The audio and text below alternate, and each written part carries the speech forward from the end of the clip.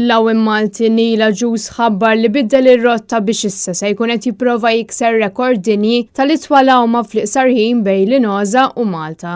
Agius qed jippjana li jitlaq mill-gżira li tifforma parti mis-Sqallija it-tnejn filgħaxija u jasar Malta l-erba', b'rotta li tieħu bejn 50 u 55 sija mingħajr l-ebda waqfien f'nofs triq. U jixtieq jikser ir-rekord tal-itwal distanza tal-għawm li bħalissa dik ta' 124.4 km.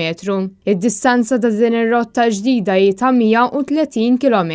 Filwaqt li r-rotta oriġinali bejn it-Tunezija u Sqallija kellha distanza ta' madwar 153 km.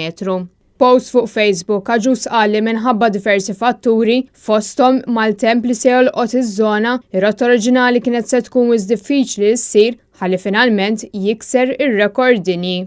Madankollu qal li r-rotta ġdida mhix se jkollha inqas sfidi jew se tkun eħfef. Anzi se tkun diffiċli adattamentalment għar-rotta ġdida fi żmien tant qasir meta kien ilu 6 xhur jippjana r-rotta oriġinali.